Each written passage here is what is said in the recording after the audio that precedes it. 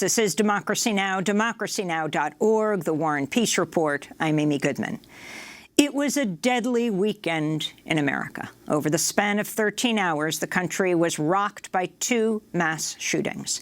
At around 10:30 Saturday morning, a heavily armed gunman opened fire inside a crowded Walmart in El Paso, Texas. Authorities say 20 people were shot dead. The victims were predominantly Latino, including 7 Mexican nationals. At least 24 people were injured. Then just after 1 a.m. on Sunday, a gunman in Dayton, Ohio, shot dead 9 people outside a bar in the city's historic Oregon district. The dead included the gunman's own sister. Most of the dead were African Americans. Police are still investigating the motive of the Dayton gunman, a white male named Connor Betts. According to news reports, the 24-year-old had been suspended from high school after compiling lists of girls he wanted to rape and kill. Meanwhile, federal authorities are treating the El Paso attack as an act of domestic terrorism. The suspected El Paso gunman has been identified as 21-year-old white male named Patrick Crusius, who lives 600 miles away in a suburb of Dallas. Shortly before the attack in El Paso, the gunman posted an anti-immigrant manifesto on the far-right message board 8chan, which had also been used by the gunman who attacked 2 mosques in New Zealand and killed 50 Muslims, and the gunman who attacked a San Diego synagogue. On Sunday, the founder of 8chan called for the site to be taken down. Some of the language in the manifesto echoed remarks by President Trump, including his use of the word invasion to describe immigrants crossing the southern border. On Sunday, President Trump briefly spoke about the shootings in El Paso and Dayton, but did not refer to guns, domestic terrorism, or white nationalism or supremacy in his remarks. President Trump is scheduled to address the nation today at 10 a.m. On the presidential campaign trail, a number of Democratic candidates linked the shooting in El Paso to Trump's anti-immigrant rhetoric. Former Congressman Beto O'Rourke, who is from El Paso, accused Trump of stoking racism. South Bend Mayor Pete Buttigieg said Trump is not helping to stop what he described as a, quote, lethal, violent, white nationalist terrorism. Meanwhile, Senator Bernie Sanders called on Senate Majority Leader Mitch McConnell to hold a special session of the Senate to pass a gun safety bill. The El Paso attack came just days after a white male shooter attacked the Gilroy Garlic Festival in Northern California, killing 3 people. The gunman in Gilroy promoted an anti-immigrant manifesto online just hours before the shooting. According to the New York Times, white extremist shooters have killed at least 63 people in the United States over the past 18 months. We go now to El Paso, where we're joined by 2 guests. César Blanco is a Democratic member of the Texas House of Representatives. Fernando Garcia is the founding director of the Border Network for Human Rights, an advocacy group based in El Paso. We welcome you both to Democracy Now! First of all, condolences on the horror that has taken place in your community in El Paso. We want to begin with César Blanco. If you could talk about what tell us about your community in El Paso, and then tell us what you're demanding right now. Well, thank you, Amy. El Paso is a warm, welcoming, binational community located on the U.S.-Mexico border. Our sister city to the south of us in Mexico is Juarez. We are a community that is very tight-knit. We are a community that opens its arms to immigrants and welcomes immigrants. This community is a community of immigrants. My father was an immigrant from the state of Chihuahua in Mexico. This is tragic, and it's horrible that we're seeing these type of acts of violence and murder tied to white supremacy occurring here in our communities. We need to see action. We need the words of the president have been harmful, and it's unfortunate that this president has not condemned this white national violent acts here in our communities and other communities across the country. It's horrible that the United States Senate has not taken any action in terms of gun reform to not allow these type of weapons to reach the hands of these individuals who create havoc and fear in our communities. Describe for us what you understand took place on Saturday morning at that Walmart. Well, early, about 10 to 10:30, there were calls, 911 calls to police. A gunman began firing in the parking lot of Walmart here in El Paso, and he entered the store and began shooting and firing at individuals. This community is majority Latino. He drove in 600 miles to perform these acts of violence against our community. We have seen in his manifesto the level of hate toward our community and toward immigrants in this country, and clearly it looks like it was an intentional act. Throughout the day, families had been waiting to hear news. They set up a family reunification center in the elementary school that I attended as a kid to allow families to wait to hear either the good news or the bad news. Unfortunately, for many, the bad news was that their family members were killed by this individual. Fernando Garcia, founding director of the Border Network for Human Rights. Can you talk about the reports that some survivors were afraid to get help? Maybe they were injured, but afraid because of their status right now, their immigration status. Yes, Amy.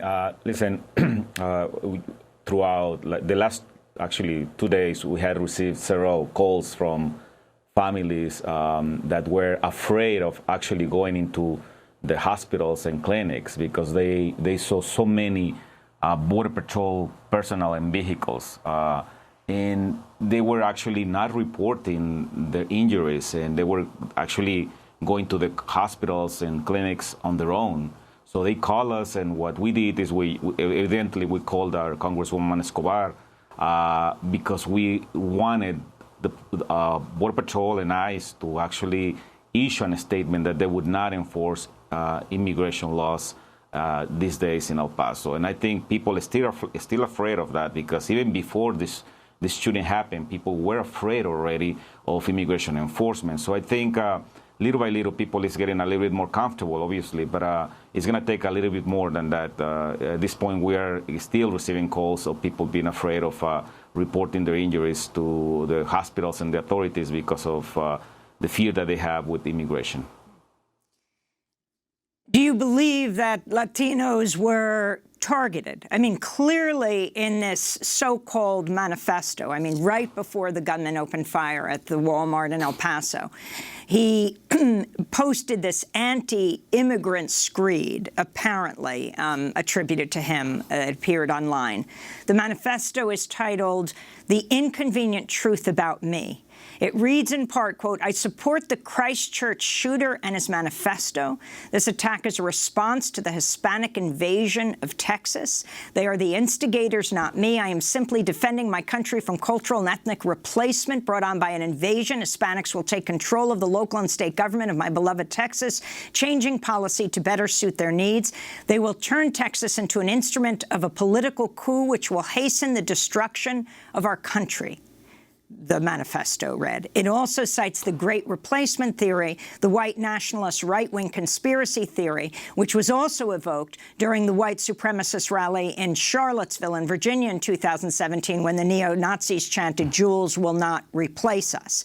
The author of the El Paso Manifesto claims his views, quote, predate Trump and his campaign, but the manifesto borrows a number of Trump's popular slogans, including "send them back" and "fake news," which Trump also repeated, fake news.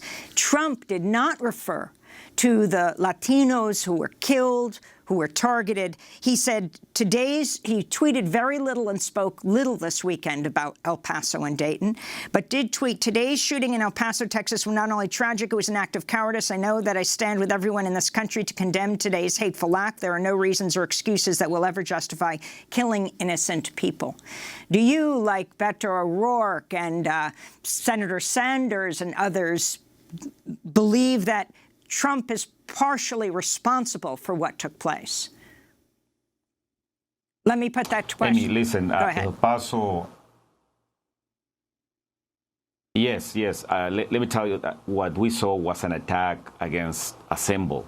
El Paso has become a symbol of resistance to all of what Trump represents. Every strategy that he implemented at the border started in El Paso, and our community reacted, and our community resisted. The separation of children, returning refugees to Mexico, children dying in our in Border Patrol stations and ICE stations. So our community has shown resilience to this aggressive anti-immigrant agenda of this president. But also our community has welcomed refugees. We had opened our homes, our city, to refugees and immigrants, and it seems that we were punished because of that. We need to call it what it is. You know, a few months ago, we had the white supremacist militias coming down to El Paso region. At that time, we talked to them and we engaged with them, and what they were saying at that time is that they were responding to Trump's call to action to come to the border to protect the border from the invasion of criminals. Obviously, they were referring to children and refugees and mothers. So we need to call this what it is. This was the result of Trump's racist agenda, Trump's hate towards Mexicans and immigrants. I mean, we cannot call it any other way. And I believe that Trump is very cynical today that he's calling this shooting or he's labeling the shooting has a mental health issue. It is not true. Once again, he needs to accept responsibility what he has done. Words matter. And today, Trump's words killed El Pasoans. Earlier this year, President Trump traveled to Panama City Beach in Florida's Panhandle for a campaign rally, where he laughed in approval when an audience member shouted that migrants crossing into the United States should be shot. The interaction came as Trump was praising border security workers. We don't let them, and we can't let them use weapons. We can't. Other countries do. We can't. I would never do that. But how do you stop these people? You can't. There's no... That's only in the Panhandle you can get away with that statement. So the audience member shouted, shoot them, and he said, only in the Panhandle, he said. Can you repeat that? I'd like to turn to Democratic presidential candidate, New Jersey Senator Cory Booker. In an interview on CNN's State of the Union Sunday, he said President Trump's responsible for the mass shootings. I turn my attention to the person who is leading this country, who is, in my opinion, in this moral moment, who is failing. And I think that at the end of the day, especially because this was a white supremacist manifesto, that I want to say with more moral clarity that Donald Trump is responsible for this. He's responsible because he is stoking fears and hatred and bigotry. He is responsible because he's failing to condemn white supremacy and see it as it is, which is responsible for such a significant amount of the terrorist attacks. He's responsible because he is president of the United States and has failed to do anything significant to stop the mass availability of weapons to people who intend to do harm.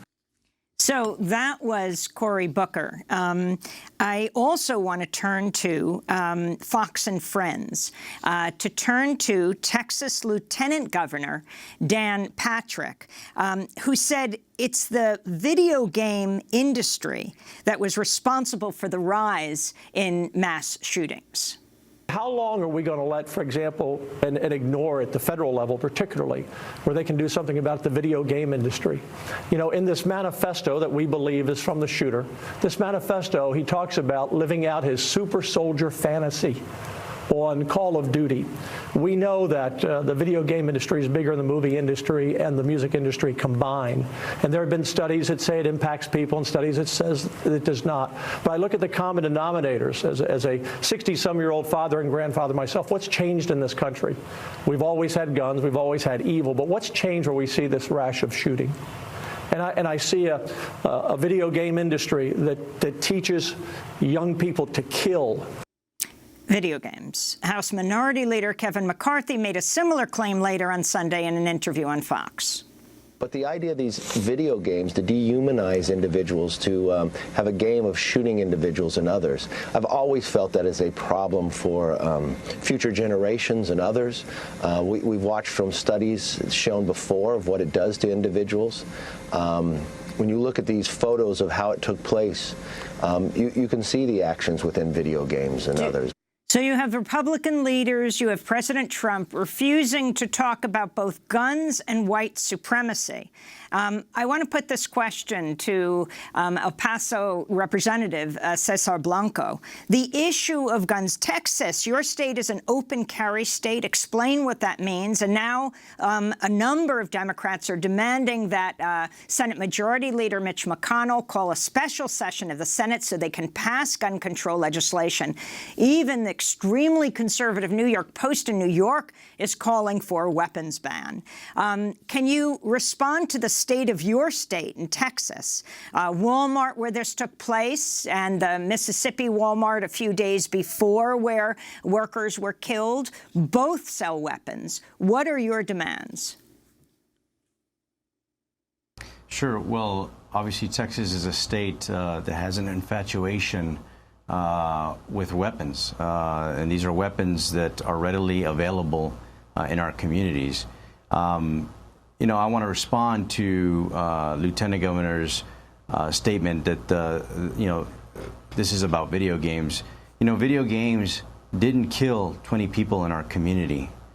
Video games did not maim 26 additional people who are fighting for their lives in the hospital. It was a white supremacist with a high-powered automatic assault rifle that killed those individuals, not a video game. And for politicians to skirt around the truth, to identify the problem instead and implement policies that address this issue is shameful. We must do more. As a state representative, I have authored legislation that bans bump stock style magazines to be sold in our state. Never received a hearing. I have also authored legislation to eliminate the online loopholes where people can purchase weapons without background checks. We need major gun reform now, but we also need to identify that there is a spread of white nationalism throughout this country that is now accompanied by acts of violence. These are domestic terrorists in our country, and we should treat them no different from Al-Qaeda. We should treat them no different from those individuals who have attacked us in the past. You look at other countries such as Japan and South Korea that has a very large gaming community and industry, video games. We don't see these type of acts of violence in their countries. So to blame video games is irresponsible. I call on both Republicans and Democrats alike to make meaningful reforms, not only on assault weapons, but also to condemn these acts of violence by white supremacists. Our president, I think, as a leader, I agree with Senator Cory Booker's comments. Our presidents historically have united our country. And for this president to stoke fear and stoke acts of violence and a message and joking about it in his political rallies is unpresidential. So we need our politicians to act swiftly. They need to have the moral courage to do what's right. And really, that's at the end of the day, that's what's missing in this conversation, is the lack of strength and courage for elected officials to do the right thing because they're afraid of the NRA, They're afraid of their racist base, and it's unfortunate that they're not speaking out against these un-American values that have come to hurt our communities. I want to thank you both for being with us. Bernie Sanders recently tweeted there are more than 5 million assault weapons out on the streets of America, which is more than the U.S. military has. That is insane. We must ban the sale, distribution, and transfer of assault weapons. And he goes on from there. There are more weapons in the United States than people. I want to thank you both for being with us from El Paso, which is something like 80% Latino and one of the safest cities in the country. Fernando Garcia of Border Network for Human Rights and César Blanco, Texas House of Representatives representative. Thank you both for being there. This is Democracy Now! When we come back, white supremacy, white supremacist violence. That's what we're going to talk about. And then the implosion of the NRA. What is holding back even Democratic politicians from demanding at this moment bans on assault weapons and other gun regulations? Stay with us.